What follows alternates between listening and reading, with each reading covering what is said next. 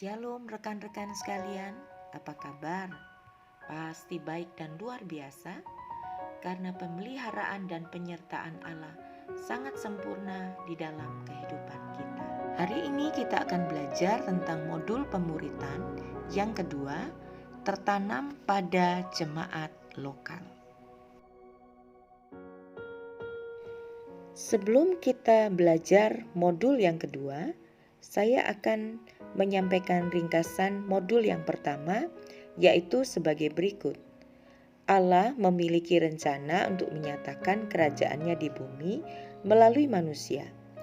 Guna merealisasikan rencananya, maka Allah memperlengkapi manusia dengan menciptakannya untuk kemuliaannya.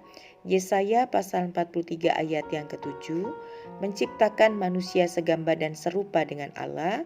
Kejadian pasal yang pertama ayat 26-27, memahkotai manusia dengan kemuliaan dan hormat serta berkuasa atas ciptaannya sebagaimana tercantum di dalam Mazmur pasal 8 ayat 6-7. Di sisi yang lain terjadilah pemberontakan malaikat, yaitu Lucifer, seperti yang ditulis di dalam Yehezkiel pasal 28 ayat 11-17, Yesaya pasal 14 ayat 12-14, dan Wahyu pasal 12 ayat 7-9. Selanjutnya Lucifer disebut iblis yang mencoba menggagalkan rencana Tuhan dengan memperdaya manusia yang tercatat dalam Kejadian pasal 3, sehingga akhirnya manusia jatuh ke dalam dosa. Apakah akibat dosa? Manusia kehilangan kemuliaan Allah seperti yang tercantum dalam Roma pasal 3 dan 23 dan harus menerima hukuman kekal, yaitu maut. Kebaikan apapun yang dilakukan oleh manusia untuk mendapatkan keselamatan sia-sia, karena segala kebaikan manusia itu seperti kain kotor di hadapan Allah, seperti yang tertulis dalam Yesaya pasal 64 ayat yang ke-6. Agar manusia dapat menikmati keselamatan, maka Allah menyatakan kasih karunia-Nya melalui Yesus Kristus anaknya. Melalui pengorbanan Yesus Kristus di kayu salib, maka manusia diselamatkan yang dapat dibaca di dalam Efesus pasal 2 ayat 1-10. Karunia keselamatan ini harus diresponi oleh manusia dengan iman yang direalisasikan dengan bertobat dan percaya kepada Tuhan Yesus dalam Yohanes pasal 3 ayat 3-5, Kisah Rasul pasal 2 ayat 38. Setelah percaya kepada Yesus, maka kita perlu memproklamirkan kepercayaan kita di depan umum melalui baptisan, Kisah Rasul pasal 2 ayat 36-38, dan dipersatukan dengan tubuh Kristus melalui perjamuan kudus, 1 Korintus pasal 11 ayat 24-25.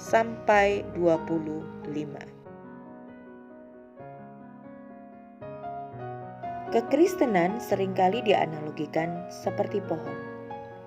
Sebagai pohon, maka harus berakar, bertumbuh, dan berbuah. Hal ini selaras seperti yang ditulis dalam Mazmur 92 ayat 13-16 yang berbunyi demikian. Orang benar akan bertunas seperti pohon korma, akan tumbuh subur seperti pohon aras di Libanon. Mereka yang ditanam di bait Tuhan akan bertunas di pelataran Allah kita. Pada masa tua pun mereka masih berbuah, menjadi gemuk dan segar, untuk memberitakan bahwa Tuhan itu benar, bahwa Ia gunung batuku dan tidak ada kecurangan padanya. Jika kita mencermati ayat ini, maka kita akan menemukan beberapa kata, yaitu bertunas, tumbuh subur, ditanam, dan berbuah. Kata-kata ini mengindikasikan bahwa kita sebagai orang Kristen harus ditanam di bait Tuhan, selanjutnya bertunas dan bertumbuh subur serta berbuah. Pada modul ini ada dua hal yang akan menjadi penekanan kita bersama-sama. Hal yang pertama adalah gereja, dan yang kedua, tertanam pada jemaat lokal. Hal yang pertama yang mau kita bahas adalah tentang gereja. Gereja di dalam bahasa Yunani sering disebut sebagai eklesia, yaitu kelompok orang yang dipanggil keluar dikhususkan bagi Allah untuk suatu maksud yang mulia. Hal ini dengan jelas dikatakan oleh Rasul Petrus dalam suratannya di dalam 1 Petrus pasal 2 ayat yang ke-9 yang berbunyi demikian. Memanggil kamu keluar dari kegelapan kepada terangnya yang ajaib. Tuhan Yesus sendiri berfirman di dalam Matius pasal 16 ayat 18, dan aku pun berkata kepadamu, engkau adalah Petrus dan di atas batu karang ini aku akan mendirikan jemaatku dan alam maut tidak akan menguasainya. Dengan demikian, gereja itu adalah jemaat yang didirikan sendiri oleh Tuhan Yesus di muka bumi ini. Dengan demikian, bisa disimpulkan bahwa gereja itu merupakan salah satu tujuan Tuhan datang ke dunia. Dengan kata lain, gereja adalah pusat dari segala tema dan rencana Allah. Terdapat beberapa gambaran atau analogi gereja. Pertama, gereja disebut sebagai keluarga Allah, tercantum dalam Efesus pasal 2 ayat 19. Kemudian, gereja disebut sebagai bait Allah, Efesus pasal 2 ayat 20 sampai 22. Gereja juga disebut sebagai tubuh Kristus, Efesus pasal 1 ayat 22 sampai 23. Gereja juga disebut sebagai mempelai perempuan Kristus, Efesus pasal 5 ayat 23 sampai 32. Dan yang terakhir, gereja juga bisa disebut sebagai laskar Kristus yang berkemenangan, Efesus pasal 6 ayat 10 sampai 18. Ketika kita berbicara gereja sebagai keluarga, maka nilai-nilai apa yang harus ada di dalam gereja? Tentunya saling mengenal, memperhatikan di mana kasih Kristus mengalir tanpa mengabaikan ketertiban dan kedisiplinan sebagai keluarga. Hal inilah yang seharusnya ada di dalam gereja kita. Kalau kita menggambarkan gereja sebagai sebuah keluarga. Dalam gambaran gereja sebagai bait Allah, maka kita harus menekankan bahwa setiap orang percaya harus memiliki dasar yang teguh sebagai batu-batu yang hidup untuk disusun oleh Allah menjadi bangunan rumahnya. Jadi tanpa terkecuali setiap kita harus menjadikan diri kita sebagai dasar yang teguh supaya bisa dipergunakan sebagai batu yang hidup untuk menjadi bangunan rumah Tuhan. Dan ketika kita berbicara bahwa gereja adalah tubuh Kristus, maka kita harus memahami sebagai orang percaya yang dikatakan sebagai anggota tubuh Kristus harus mengikatkan diri kepada gereja. Bukan hanya mengikatkan diri, tetapi berfungsi sesuai dengan karunia yang diberikan oleh Roh Kudus kepada setiap kita. Saat kita berbicara bahwa gereja adalah mempelai perempuan Kristus, maka kita harus memelihara kesucian hidup kita dan menaklukkan diri kita kepada mempelai laki-laki, yaitu Kristus sebagai otoritas Allah di dalam kehidupan kita. Dan terakhir, gereja itu digambarkan sebagai laskar Kristus yang berkemenangan. Apa yang kita bisa pelajari dalam hal ini?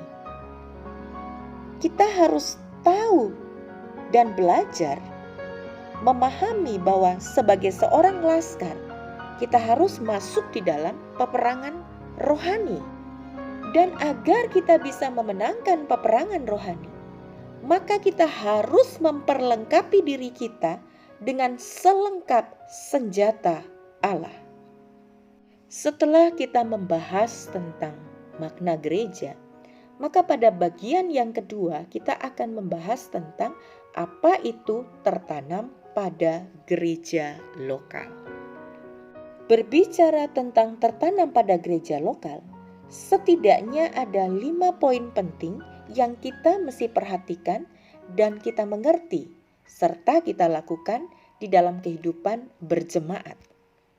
Yang pertama adalah komitmen, yang kedua adalah membagi hidup, yang ketiga adalah tunduk dan taat kepada pemimpin gereja lokal, yang keempat mendukung visi gereja lokal, dan yang kelima adalah menjadi anggota dari sebuah gereja lokal. Sebelum kita membahas poin demi poin dari tertanam di gereja lokal, maka kita akan terlebih dahulu memahami apa itu pengertian tertanam di dalam gereja lokal. Berdasarkan Kisah Rasul pasal 2 ayat 41 dan 47 bagian B, maka tertanam di gereja lokal itu berarti memilih salah satu gereja lokal untuk menjadi anggota jemaat secara resmi dan bukan hanya peserta atau partisipan di dalam kebaktian. Jadi jelas tertanam di gereja lokal itu adalah menjadi anggota jemaat yang resmi dan aktif, bukan pasif. Sebagai anggota gereja lokal yang aktif, maka yang pertama yang harus ada di dalam diri kita harus mendukung visi gereja lokal. Seperti yang ditulis dalam Kisah Rasul pasal 20 ayat 27, 31 dan 32. Sebagai contoh, visi GPPS secara nasional adalah gereja yang misioner, transformis dan mandiri. Agar visi ini dapat dicapai, maka direalisasikan dalam program dan kegiatan. Sebagai anggota gereja yang berkomitmen atau tertanam di dalam gereja lokal, maka kita harus mendukung setiap kegiatan-kegiatan yang merupakan realisasi pencapaian visi dari gereja. Jadi bukan hanya duduk diam, tapi berpartisipasi aktif dalam mengikuti semua kegiatan-kegiatan di dalam sebuah gereja lokal. Selanjutnya, tertanam di gereja lokal itu berarti membagi hidup.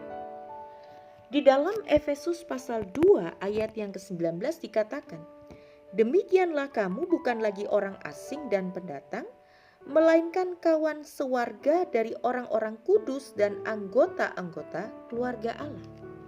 Sebagai keluarga Allah, maka kita harus membagi hidup kita. Apa artinya? Kisah Rasul pasal 2 ayat 41 sampai 47 memberikan satu contoh tentang cara hidup jemaat yang pertama. Di sana dituliskan bahwa selalu ada dari mereka yang menjual harta miliknya lalu membagi-bagikannya kepada jemaat sesuai dengan keperluan mereka. Jadi salah satu contoh membagikan hidup itu adalah membagi materi kita kepada rekan-rekan seiman yang membutuhkan. Tetapi bukan hanya berbicara tentang materi. Membagi hidup itu juga membagi waktu kita, bahkan keahlian kita, skill kita, keterampilan kita kepada rekan-rekan seiman kita. Itulah membagi hidup. Membagi hidup juga berarti membagikan perhatian kita kepada rekan-rekan yang. Jadi, membagi hidup itu ya membagi segala sesuatu yang ada dalam hidup kita kepada rekan-rekan seiman. Bukan cuma bicara materi, tapi segala hal yang ada dalam hidup kita. Kalau kita tertanam di gereja lokal, berarti kita mau membagikannya kepada rekan-rekan yang ada di sekeliling kita. Tertanam di gereja lokal itu juga berarti kita harus tunduk dan taat kepada pemimpin di gereja lokal, seperti yang tertulis dalam Ibrani pasal 3 ayat yang ke-7. "Ingatlah akan pemimpin-pemimpin kamu yang telah menyampaikan firman Allah kepadamu, perhatikanlah akhir hidup mereka dan contohlah iman mereka." Jadi jelaslah bahwa sebagai seorang yang tertanam di gereja lokal, kita harus belajar tunduk, kita harus belajar taat kepada para pemimpin yang ada di gereja lokal kita masing-masing. Tertanam di gereja lokal itu juga berarti memiliki komitmen. Seperti yang tertulis dalam 1 Timotius pasal 6 ayat 12, Ibrani pasal 12 ayat 26 sampai 29. Komitmen itu berarti janji, tanggung jawab. Dan komit itu berarti melakukan, menjalankan, berbuat, dan mengerjakan. Ketika berbicara tentang komitmen, maka ada 4 hal di mana kita harus belajar berkomitmen sebagai satu tanda kita tertanam di gereja lokal. Yang pertama, sebagaimana dituliskan dalam Kolose pasal 3 ayat 10 sampai 15, kita harus berkomitmen kepada Kristus. Dengan cara apa? Dengan cara kita berkomit dalam bersaat teduh, dalam berdoa, dalam membaca Alkitab, dan beribadah. Berkomitmen kepada Kristus berarti kita melakukan saat teduh, berdoa, membaca firman, serta beribadah bukan karena disuruh, bukan karena keterpaksaan, tapi karena sebuah kesadaran bahwa kita harus melakukan semua itu sebagai satu wujud nyata komitmen kita kepada Kristus. Selanjutnya, di dalam Ibrani 10 ayat 25 dan Kisah Rasul pasal 2 ayat 41 sampai 47, maka komitmen itu harus direalisasikan dengan mengikuti acara-acara bersama yang ada di dalam jemaat lokal secara aktif. Selain itu, kita juga harus belajar komit terhadap keuangan di dalam gereja kita, seperti yang ditulis dalam Galatia pasal 6 ayat 6. Keuangan di dalam gereja berbicara tentang 2 hal. Yang pertama adalah persepuluhan dan yang kedua adalah persembahan. Ketika kita memberikan persepuluhan, itu adalah satu tanda bahwa kita adalah orang-orang yang berkomitmen terhadap gereja kita, atau kita adalah orang-orang yang tertanam di jemaat lokal kita. Selain persepuluhan, maka kita mesti belajar untuk komit terhadap persembahan. Persembahan diberikan bukan karena keterpaksaan, tetapi karena kita mengasihi Tuhan dan mengasihi gereja kita, dan sebagai satu tanda kita ini adalah orang-orang yang ditanam di gereja lokal tersebut. Terakhir, komitmen terhadap pendisiplinan yang diberlakukan di dalam jemaat, seperti yang ditulis dalam 1 Korintus 14 ayat 33 dan 40.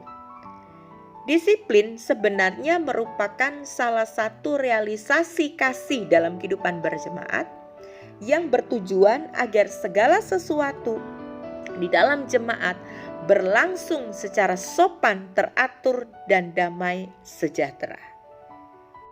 Setelah selesai mempelajari modul yang kedua ini, saya berharap kita sekalian memahami bahwa kita masing-masing harus tertanam pada jemaat lokal.